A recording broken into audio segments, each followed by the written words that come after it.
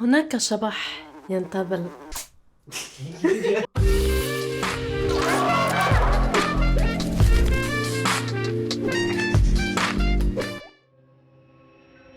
هناك شبح ينتاب العالم، شبح أحمر، بس مش شبح الشيوعية، شبح الحبة الحمراء. بهالفيديو رح نحكي عن الريد بيل. إذا بتستعملوا الإنترنت ومش عايشين تحت صخرة فأكيد شايفين قد ايه عم يزيد المحتوى الذكوري ويلي بحرض ضد النساء. فعنا شخصية مثل أندرو تيت ويلي الناس اللي بتحضره بتنقسم لاتنين، ناس بتضحك ومش قادرة تاخده جديا، وناس مهووسة حرفيا شايفة فيه أيقونة ومثال يقتدى به. بس أندرو تيت مش لحاله، فرخ مثله عشرات من الشخصيات يلي عندها مايكروفون وبلشت تصنع محتوى بودكاست وستريم وفيديوهات بيكون فيها الشاب قاعد يحكي كأنه ضيف على الراديو بس هو لحاله بالغرفة. عرفتوا أي نوع؟ يعني فيني أسميه محتوى ثرثرة أو صبحية، ما بعرف. محتوى هيك بخليني أحس أني عم بخسر خلايا دماغية أنا وعم بحضره، كله عن شو يعني تكون رجال، كيف المرأة لازم تكون، وشوية هوس عن شو منلبس وشو منعمل بالحياة.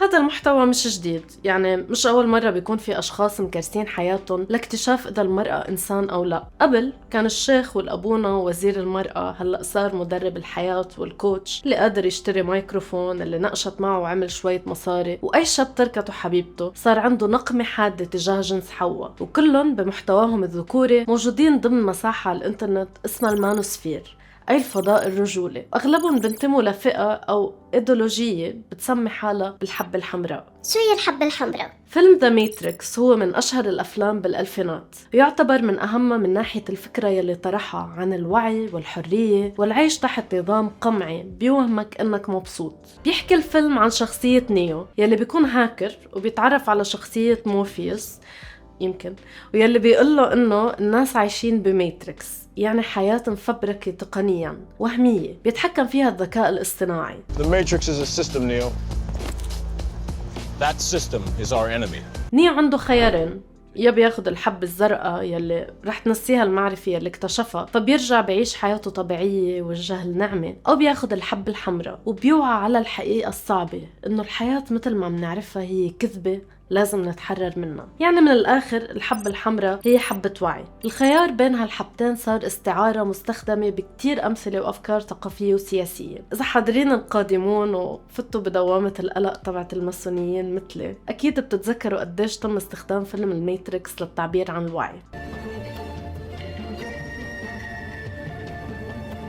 بالسياق يلي عم نحكي فيه اليوم، الماتريكس هو النظام يلي عايشين تحته، ويلي بالنسبة لعشاق الحبة الحمراء هو نظام بيعطي الأفضلية للنساء بكل شيء، وبيحرم وبيقمع الرجال وبيسلبهم من ذكورتهم. لما ياخدوا الحبة الحمراء فهن عم يرفضوا هذا الواقع ويقاوموه من خلال استرجاع الأدوار الجندرية التقليدية يلي بتضمن كرامة وحقوق الرجل المضطهد، بترجع النساء محلهم. من هلأ ورايح رح أكون عم بحكي عن الحبة الحمراء بهذا السياق.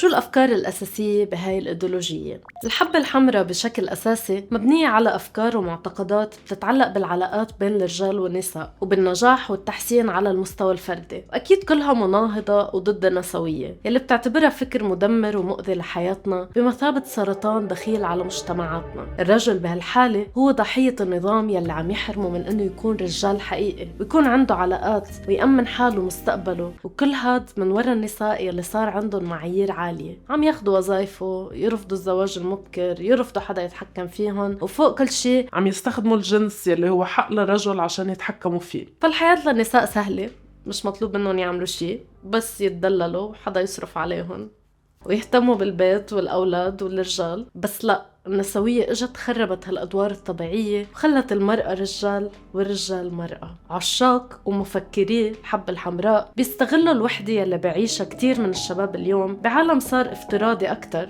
وقلت فيه فرص إنه نتعرف على ناس جداد، وصاروا الناس معزولين عن بعض أكتر. النساء بالنسبة لهم ما بحسوا بهذا الشعور بالوحدة. الوحدة شي صعب وبشع، بيخلق جوع عند كل إنسان إنه يكون في ناس بحياته، مش بس أصدقاء بل كمان حب وعاطفة وجنس وحنان، كلها أشياء بتعطي معنى وأمل بالحياة. فأي شاب محروم من هالأمور وبحسها ضرورية بالحياة رح يكون ضحية سهلة يمكن أكتر للإنفلونسرز تبعول الريد بيل يلي بيقولوا له إنه هالوحدة هي نتيجة الحقوق يلي صارت عند النساء يلي خلتهم يتعالوا على الرجال ويتطلبوا أكتر ويفضلوا إنهم يتعلموا ويشتغلوا على إنه يتزوجوا وغيرها من الأمور يلي تلام عليها النساء. فبيفوتوا الشباب يلي أغلبهم مراهقين وبيعانوا من وحدة أو صعوبة بالعلاقات على منتديات وصفحات وقنوات يوتيوب وبيلاقوا أفكار مثل هاي وبحسوا إنهم جزء من مجموعة. هاد شعور يعني والله جميل بنعرفه كتير كنسويات. كمان صانع المحتوى الذكوري هاد بيحمل الرجال مسؤولية كبيرة على فشلهم لأنه لازم يشتغلوا على حالهم ليقدروا يلقطوا نسوان، لازم يعملوا رياضة أكتر، يصير عندهم أحلى جسم لأنه طبعا النساء سطحيات، ويشتغلوا كتير ويطلعوا مصاري لأنه النسوان ماديات وبحبوا المصاري، ويستعملوا أسلوب جفص ومتعالي مع النساء لأنه بنحب الرجال الحمش، وأهم شي يشتركوا بكورسات ودورات تدريبية وجلسات تدريب حياتية لينجحوا. اللي مسيف عنده اللينك القديم تبع الدفع تبع بيمنت اللي هو الباي بال بيمنت قديم. طيب خلينا نرجع لحكي نسوي. هذا المنطق طبعاً بيتوافق كتير مع الرأسمالية النيوليبرالية يلي بتلوم الفرد وبتحط عليه مسؤولية نجاحه وبتروج فكرة إنه إذا الفرد اشتغل بشكل ذكي رح يصير مليونير. عايش مقيد، عايش بهالكرسي، مش قادر تتحرك، مش قادر تعمل إشي. ليش؟ لأنك طفران، قليل حيلة وكسلان. مع إنه الشخص يلي عم يروج لهي الأفكار عم يطلع مصاريه من اشتراكاتك الشهرية وقلقك ومخاوفك، مش لأنه عم يشتغل كتير وبشكل يعني سوبر ذكي. الأشخاص يلي بيآمنوا بالحبة الحمراء بيستخدموا العلم عشان يبرروا نظرتهم للحياة. يعني مثلا كتير بيحكوا عن التطور والداروينية الاجتماعية، يعني عن بعض الأفكار يلي حكى عنها داروين بدراسته عن التطور البيولوجي بالطبيعة، يلي منها بنعرف العبارة الشهيرة البقاء للأقوى. اكو اصحاب عمر انولدوا مع بعض، لهم مع بعض من الروضة، صاروا بالثلاثينات، شاف هذا صاحبه بنجح بصير يكرهه، مش بدعمه، مش كيف أكبر معه، بصير بده يسرقه. بهذا السياق لتنجح بالحياة بدك تدعس على كل شي بيطلع بوجهك، بدك تدعس على الصداقات، على النساء، على الناس بسوق العمل، بدك تشوف بكل الأشخاص اللي حواليك منافسين للنجاح، وإلا رح تضل محلك فاشل مش عم تتقدم. بالداروينية الاجتماعية في أفكار كمان بيستخدموها رجال الريد بيل بخارج سياقها ليبرروا أفكار سطحية وذكورية عن العلاقات الاجتماعية. فمثلا بيقولوا قصص مثل إنه أول 80% من النساء بأعلى هرم الجمال بس بيدوروا على أول 20% من الرجال بأعلى هرم الجمال، يلي بيظلم 80% من الرجال الباقيين يلي بيعلقوا بيتنافسوا على 20% الباقيين. صراحة هاي مش متأكدة كيف حدا عاقل بيقبل على نفسه ياخد هذا الموضوع جديا. بحس الناس يلي بتآمن بهاي النظرية مش متعاطي مع نساء أو ما في صداقات مع نساء بحياتها أو ما بيشوفوا النساء كبشر أساسا، بل كروبوتات مبرمجة بيولوجيا لتنجذب لنسبة قليلة من الرجال بدون ما يكون عندها آراء أو تفضيلاتها الخاصة. بدوامة العلم يلي ممكن نسميه بسودو ساينس بيآمنوا الشباب تبعون الحبة الحمراء إنه الرجال بغريزتهم يتجوزوا ويحبوا أكتر من مرة، بس النساء لا. There's no man who doesn't want to cheat. There's only two. Either a person who has different sexual desires, which we call in today's society gay, or a person who's lying. فينا نقول إنه معتنقين الحبة الحمراء بنقوا وبيختاروا يلي بدهم إياه من العلم ويتمسكوا بأصغر قشة بالبحوثات العلمية ليعمموها على الحياة الاجتماعية البشرية خارج سياقها وبدون تعمق أو أدنى احترام لأمور صارت بديهية بالمجتمعات العلمية. مع هيك أول ما يستخدموا كلمة علم بيروجوا لحالهم إنه محتواهم فيه مصداقية وبيكسبوا مشاهدين ومعجبين على هذا الأساس. كنت أفكر إنه الشباب يلي بتنجذب لمحتوى الحبة الحمراء ممكن يكونوا خجولين شوي بحياتهم اليومية أو عندهم قلق اجتماعي، ما كتير بيعرفوا يتعاملوا مع بنات، أو حظهم بالعلاقات الرومانسية كان سيء فبيلوموا النساء بشكل عام. بس هذا المحتوى بيلعب يعني على نسبة كتير من الشباب، البعض منهم أساساً ذكوري وعنيف تجاه النساء بحياته. أنا ما بحبش أقعد مع النسوان نهائياً يا جماعة. لما كتبت كتابي دخلت قعدت بجوز 10 دقايق في يعني زي قاعة زي مكان في نسوان، حسيت حالي انخنقت. كمان إذا امك واختك كانوا نساء اقوياء ومنح معك، بس محيطك والمحتوى اللي عم تحضره عم يحرضك على النساء القوايا ويقولك انه هن سبب تعاستك وفشلك الاجتماعي بالحياة، هذا الشيء ممكن يأثر فيك وبنظرتك للنساء غصبا عنك، خاصة بفترة المراهقة يلي الشباب والصبايا بيهتموا كتير فيها بكيف نظرة العالم إلهم. آخر فترة صار كتير يمرق قدامي تغريدات لنساء عم يشكوا كيف أطفالهم قبل وخلال المراهقة وأول العشرينات عم يعتنقوا هاي الأفكار، وقديش الموضوع بخوف لأنه ممكن يؤدي لعنف ويخلي نساء العيلة ضحية للشاب يلي عم يصير عنده أفكار بتشوف النساء كأعداء لإله بلا إنسانية وبيستاهلوا التعنيف. طيب نحن عايشين بمجتمعات أبوية أساساً، شو الجديد بالموضوع؟ هذا السؤال مهم جداً. بالعالم أكمل وما خلصت الأبوية ولا حققنا عدالة بتحمي كرامة النساء والأقليات الجنسية، ما تحررنا من الأدوار يلي بتقمعنا كنساء، والأفكار يلي عم يشروها الشبيبة مش هالقد جديدة، هي أفكار أبوك وأخوك وأمك وابن الجيران ورفيقك بالمدرسة وشيخ الحارة يلي بيقولها كل جمعة والرئيس اليميني يلي بيطلع بخبص على التلفزيون. بس الفرق الأساسي بكل هاي الأمور هو دور التقنيات الحديثة يلي عم نستخدمها اليوم لتمرير هاي الأفكار أضعاف ما كانت موجودة من قبل، لأنه أي حدا عنده وصول على الإنترنت ممكن يصنع محتوى. عادة منلاقي محتوى أكتر للرجال يلي ما عندهم خوف على حياتهم الاجتماعية والعملية بالحاضر ولا المستقبل، ومحتوى أقل للنساء يلي ممكن يخسروا كتير أكتر إذا طلعوا حكيوا أونلاين عن تجاربهم المناهضة لأفكار الحبة الحمراء. مش بس هيك، الخوارزميات على أغلب مواقع التواصل الاجتماعي بتعتمد على الفضيحة وإثارة الجدل، فمثلا منلاقي صفحات ومواقع بتنزل محتوى بدون سياق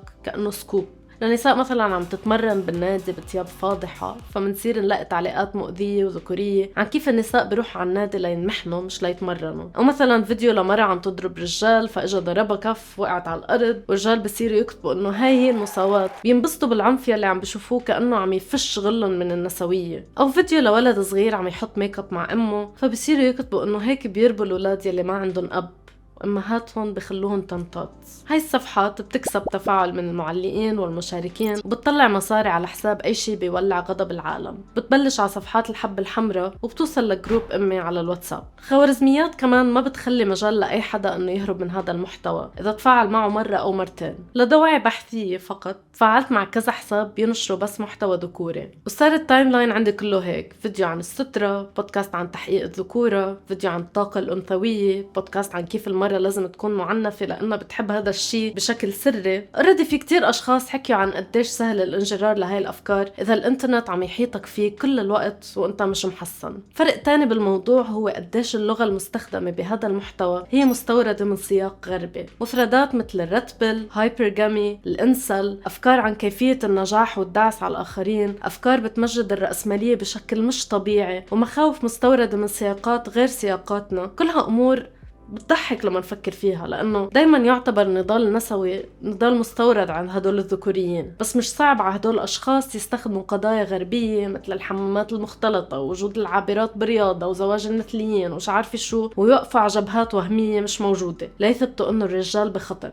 على الأقل الذكور التقليدي بيعترف إنه الأبوية شي موجود ومنيح وبتعطيه سلطة يلي هي من حقه، بس الرجال الرتبل أخدين دور الضحية، فاكرين مشاعرهم الفردية المجروحة وتجاربهم الخاصة تعني عن جد إنه الرجال ضحية بالمجتمع، كأنه العنف والاضطهاد مش شي ممأسس. ما تكرهيني صدقيني أنا ضحية. بعد كل شي حكيته لسه بعتقد إنه في مجال للأشخاص يلي فاتوا بدوامة الحبة الحمراء إنه يطلعوا من هاي الدوامة الفكرية يلي بتصور العالم أبيض وأسود، بتعكر علاقاتهم مع النساء بحياتهم. في منتديات وصفحات موجودة لأشخاص بيعتبروا حالهم ريد بيلرز سابقين لا يحكوا عن تجاربهم مع الوحدة والعلاقات بشكل صحي، ياخدوا نصائح ويسمعوا تجارب ناس تانيين مش عم بيقولوا لهم إنه الحل هو بشيطنة النساء. هاد شي مهم وأساسي اليوم، مش بس للرجال بس كمان للنساء، كل أفراد المجتمع، لأنه ثقافة الحب والشراكة عم تصير ضبابية وعنيفة أكتر مع العزلة يلي عم نعيشها. هاد موضوع رح أحكي عنه بفيديو تاني. بحب أسمع تجاربكم مع الحبة الحمراء أو الأشخاص بحياتكم يلي ممكن يكونوا جروا لهاي الأفكار، وشو برأيكم ممكن يكون دورنا كنسويات بهاي النقاشات. شكرا لمشاهدتكم لهاي الحلقة. إذا حبيتوها فيكن تعملوا لايك وسبسكرايب وتشاركوها مع غيركم. إذا عبالكم تدعموا حكي نسوي ماديا فيكن تشتركوا عبر باتريون. بشوفكم بالحلقة الجاية.